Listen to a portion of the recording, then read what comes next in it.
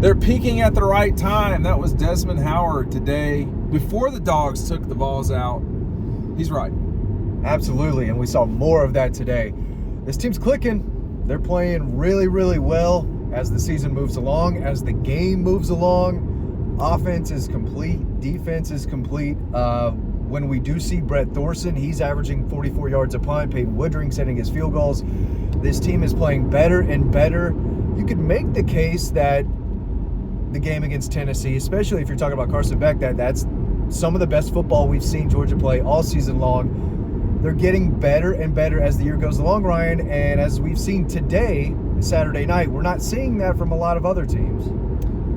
Yeah, I mean, they are clicking at the right time. It's November, and this is when it matters for the rankings and momentum.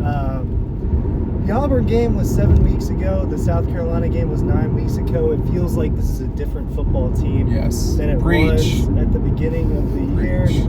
Health has a lot to do with that. I think Carson Beck growing up a little bit has a lot to do with that. And then just getting the ball rolling in chemistry. There's a lot of transitioning and a long off season. And they're not going to play all their cards against Ball State or UT Martin. It's not.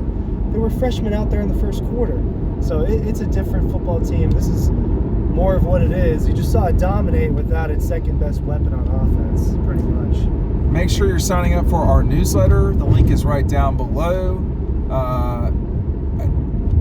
There's not anybody clicking like Georgia right now. And that can go away too. But something's going to have to change for them not to be clicking moving forward. I mean, turnovers, stuff like that. I don't know. Texas was underwhelming on Saturday. Florida State's going to lose their quarterback, it looks like. Michigan was underwhelming for sure. Ohio State, I think, is probably going to beat Michigan. We'll see. Michigan has the better quarterback. Yes. Those are two really good defenses against offenses that they've been better. Michigan. Maybe Michigan's offense is the best they've had in a little bit. Ohio State doesn't have the quarterback they normally have. They definitely don't have C.J. Stroud. All those games, like you got to get easy points, you know. Yeah, and that's tough to do against the Dogs. Had an easy point today.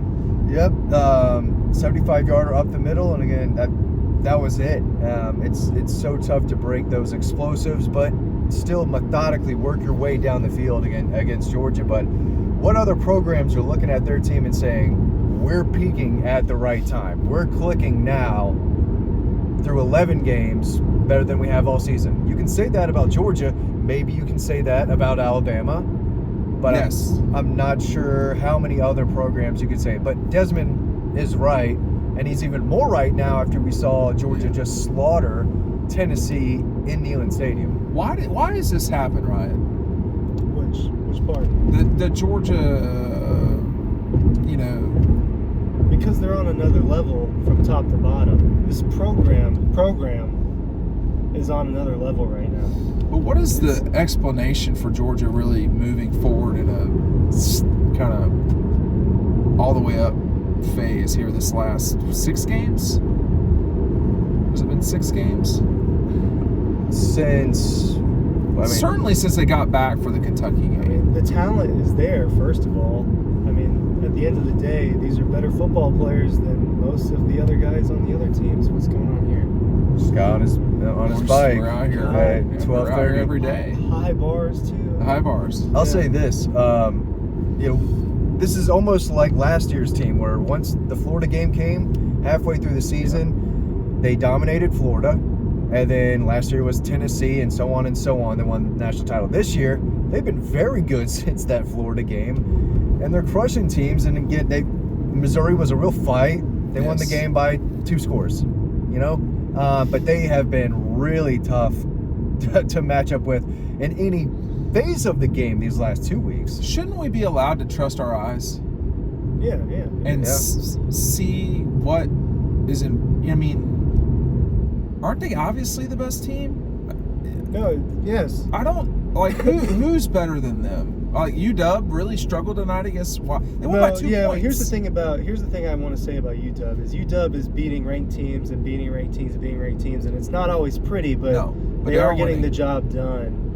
So I think they deserve a little bit more credit than maybe they've gotten. But with Georgia, it's the last 3 weeks. It's the last 4 weeks. That's why they're the obvious number one team in the country. It wasn't before this stretch. We weren't talking like this. Right, I agree.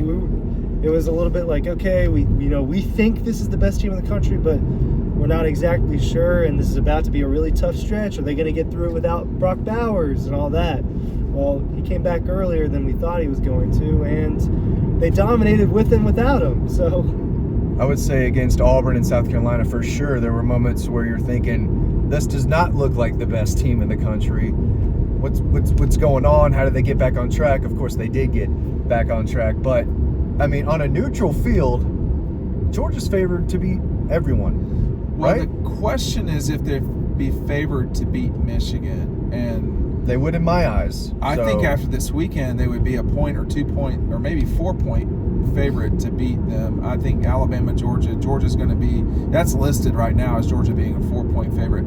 I think that could tick up a little bit, but we'll see. I mean,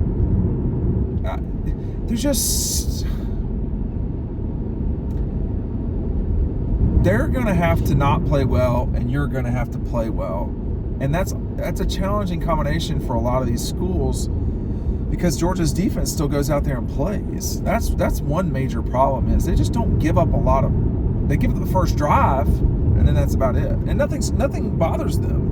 Ryan, they play better and better, both on offense and defense, as the game move along. Yes. It seems they are killing teams in the third quarter, and in the fourth quarter, half the time, I mean, they've got the reserves in. There were a lot of reserves in tonight. Brock Vandegrift played a little quarterback tonight.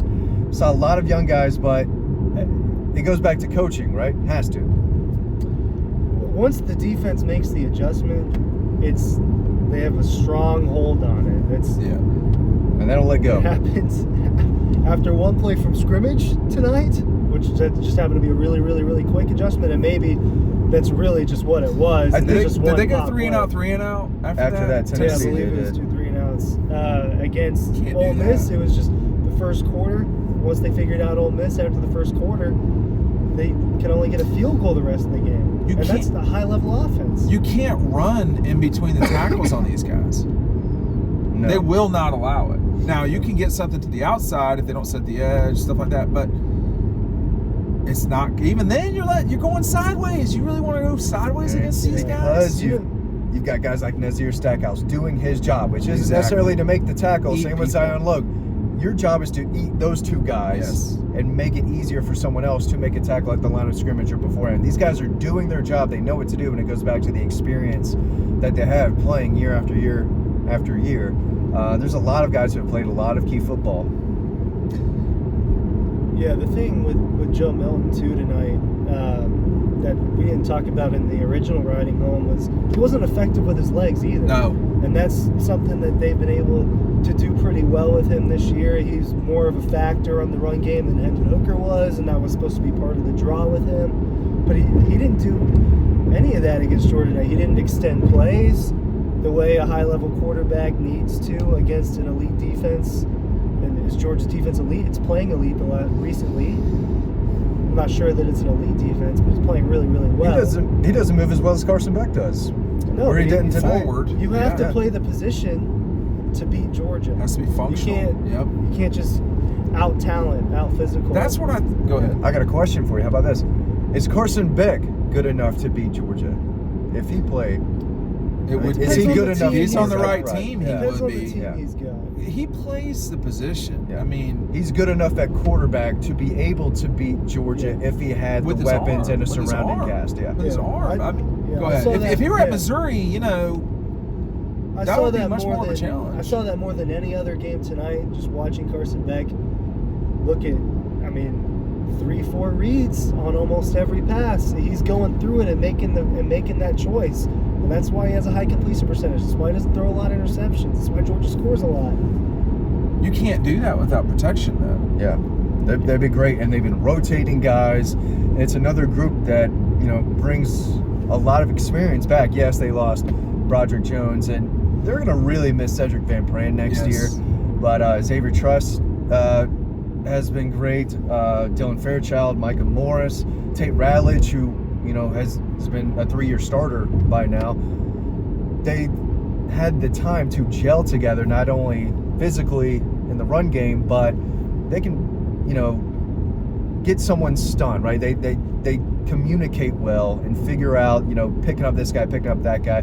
They played so well together for such a long time, and it makes it a lot easier for Carson Beck, who shows good pocket presence, and he trusts his offensive line, and you can see that. Well, Desmond was talking about it before the Tennessee game, and now it's well past the Tennessee game, and I don't know that anybody else is playing better than these Dawgs are, but Matt and Ryan, they still have multiple games left where they've got to keep that production up. The best way to do that is to have just done it, I would say, and I think that's where they're headed. I think they're as dangerous as anybody in the country. In fact, I think they're more dangerous than everybody just because of the situation. I think it's going to be hard to beat these Georgia Bulldogs. Final comment, Ryan? Yeah, it is going to be really hard. It's going to take Alabama's best game to beat Georgia. Ooh, if Georgia's playing well, maybe not its A game, but well enough, it's going to take Alabama's A game. But if Georgia, I can't remember who said this the other day, but if Georgia's playing their A game, they're not losing, and I agree with that. Yeah, I don't think they'd lose either. As we finally get back, but it's been a long. Thankfully, we're back. But and I know y'all are watching this later in the week. But we did want to talk about that because I thought it was a very curious, comment, and I think he's right. And nothing's going to change between the time that we record this and publish it. But I think they have hit playing at exactly the right way at the right time.